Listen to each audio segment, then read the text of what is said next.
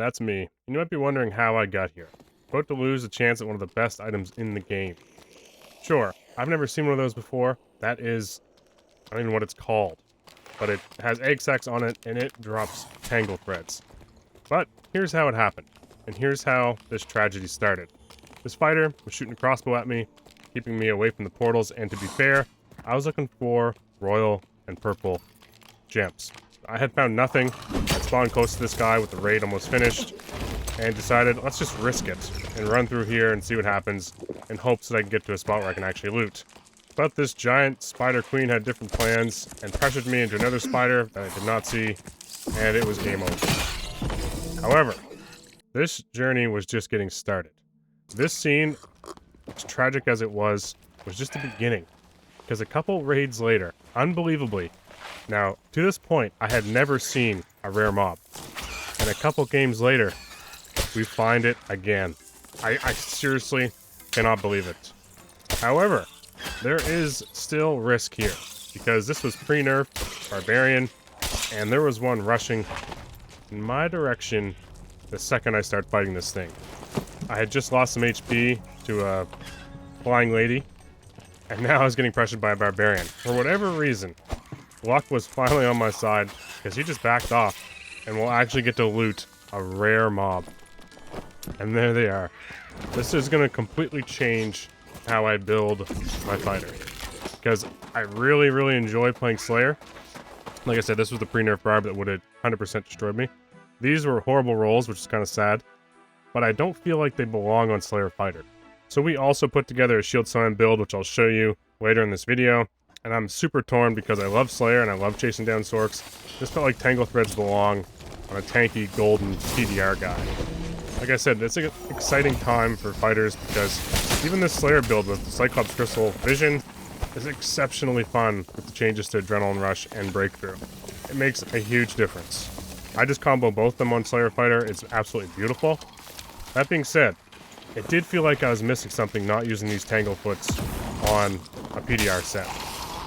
I'm so torn, it's unbelievable. So, we decide to completely change up what we're doing. This was my Slayer setup. It's very, very good. Like I said, the changes to Breakthrough and Adrenaline Rush make it really exciting. I will just say I think it's exceptionally dumb that I'm using a crystal orb ball thing to give me weapon damage, dex, strength, whatever. Maybe bring back the whole Lantern Slayer fighter if we're going to allow this stuff, because Demon's Glee, Manosphere is everywhere. And this is what you're competing against. If you're playing Slayer fighter, you're competing against a tankier, like more PDR, more max HP, higher dex fighter with Demon's Glee, true magic damage. It's horrible. So these Tanglefoots, I did put Fizz damage reduction and max health, and you'll notice a trend. Every time I roll max health, I get 3. The 4 roll does not actually exist. I've rolled 3 pieces of gear, my amulet, my chest piece that I've just found, and my Tanglefoots, and got 3 each time. We put PDR on it. I might actually just bump up the PDR even more. I'm just not committing on the Tanglethreads yet. So this was my Slayer setup. We had some really good HP, really, really strong damage because of our Fizz power, because we're using a lot of strength gear. But our move speed was not great. And with the recent questing being unlocked, there was a ton of questing to do. I really wanted a good Slayer hat as well. My leather caps were just mediocre, so I wanted to get a Ruby Silver one. So we did a bunch of mining of Ruby Silver just to try to get a decent craft, and it took way longer than it should have just to get like a mediocre one. So just a tip for you guys, if you need Ruby Silver, just jump into Ruins. Pray there's not a tournament going on, because everyone will slaughter you. But jump into Ruins, get the 2 or 3 ore, and then just jump out. It's so easy, it's so nice. A lot better than gold. But we had to find wolf pelts so we could craft on the armor, because we didn't do any of the questing on armor because we're playing Slayer Fighter. And luckily my last wolf pelt was won this way. I was so pumped, because it took way longer than it should have to find wolf pelts. And there's so many people looting them before you can even get to them. Like, they're already looted, you spawn into a raid empty, and it is what it is. So we killed this guy, which is pretty cool. He donated some of his gear, which I really don't need, because I'm only looking for solo self-found stuff. But he had the wolf pelt we needed to finish our questing. And like I said, solo self-found is a lot more than what people think. People really get this impression that Arena is solo self-found. It's not. You don't have to mine anything yourself. You don't have to find any rare items. And you just basically spam craft on multiple characters until you get the rolls and grim smiles and stuff you need. If people actually had to find the gold, find the items, find all that stuff, that's solo self-found. And there should be something you can click on when you start your character. Iron Man mode. I want to be solo self-found, no marketplace, yada yada yada. Lock them in, make them a leaderboard. It'd be amazing. So, one thing I did find, since the lobbies have changed, this is pre-lobby change, and this is still what you're going to run into, but even worse. Now you're going to be running into min-max rogues and min-max druids, basically just spam farming 124s and unders for gold. And I did run into a cheater. I'm not going to go down that road, but I definitely ran into a cheater that was ESPing. You could see him toggle, switch from one player to the other after he killed me across the whole map while he sat there waiting for someone to come to gold pile. A gold room. It was absurd. Yeah, I know he was ESPing. So, I had this thought. There's probably a lot more people doing that now because you can actually take good gear in and then you just cheat and farm a ton of items. Like really good items. Look at this guy. Not saying this guy's a cheater. He's just literally waiting for me to come back in that door after I hit him with my longbow a few times. He is going to wait there the rest of the raid to try to finish me off. It's unbelievable, but that's what you have to deal with in these new lobbies. It's crazy. I sort of wish I had fought him now just because that falchion was really nice. But getting gold out of these lobbies is absolutely horrible. It's really horrible. The sub 25s, at least you stood a chance. It doesn't matter if someone's cheating or not. Their damage isn't going to be that insane.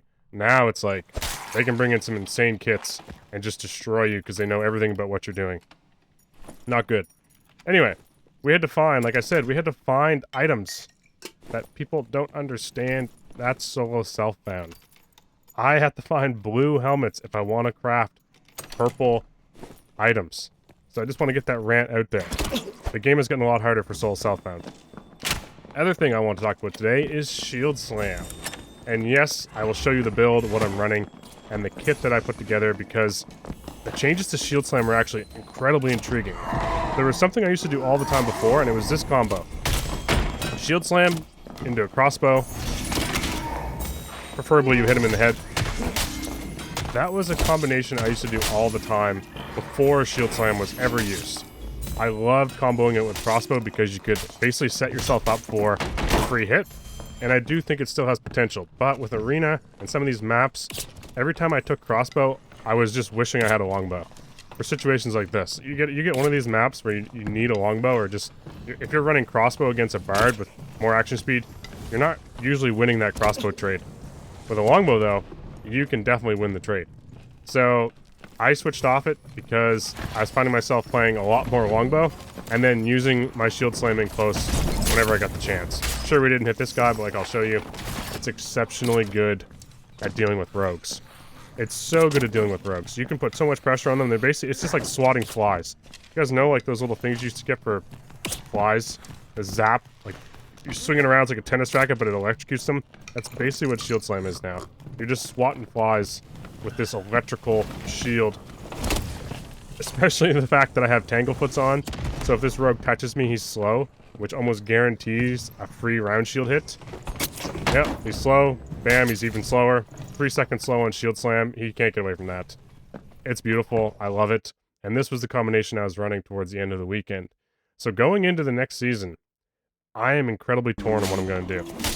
I love Tanglethreads. I love how I can mix it up in there with Shield and just have like a ton of fun with Shield Slam. And I'm also loving Slayer Fighter. So the changes to Fighter have made it so much more enjoyable. Even though there are some really cringe things happening with Demon's Glee, it's just sad that that is the best build on Fighter class. It's kind of disappointing. I'm having fun with my stuff, but it's a little sad. So talking about the build, this is what I was doing. I was running Swift, Defense Mastery, Counterattack, actually, because I'm going to need the move speed. My move speed isn't amazing with what I'm doing, and I'm going with Breakthrough and Shield Slam. I did try Adrenaline Rush, but not having Breakthrough on just feels really, really bad. I did not like it. I couldn't get close to people. I get pushed around. I just get boxed around too much. So running Breakthrough keeps you from getting pushed around, and then allows you to get closer with your round shield. And if you do land a block, you get the 10% move speed from counterattack, which is like crucial to spacing and the shield slam and all that stuff. You're likely to land a block if you're slamming, because your active blocking period is very large.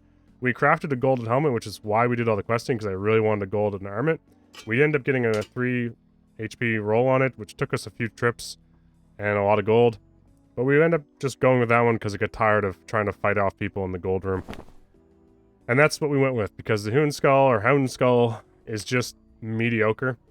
I like it, but it's only a few HP more, and I'm just going to take the strength. And then I hope to craft a golden cloak to get my MDR up, and we'll have like 53, 54% PDR, and, 23 or 24% MDR, which is not bad.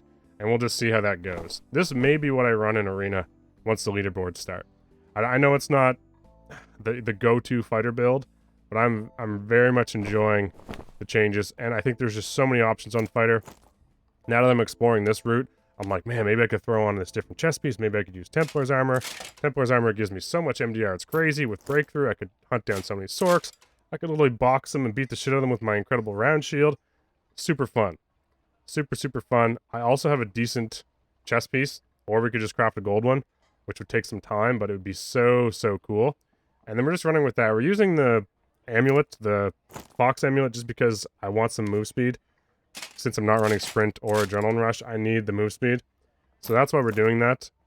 And then we may throw the frost amulet back on if we can get some move speed, but this is the build. I love it. I'm going to show you guys more of it eventually. Like I said, the season's coming out soon, so I guess we're gonna see how it goes with everyone's full, perfect crafted, self-found kits that they worked so hard on, purchasing all the items off of Marketplace. Bye-bye.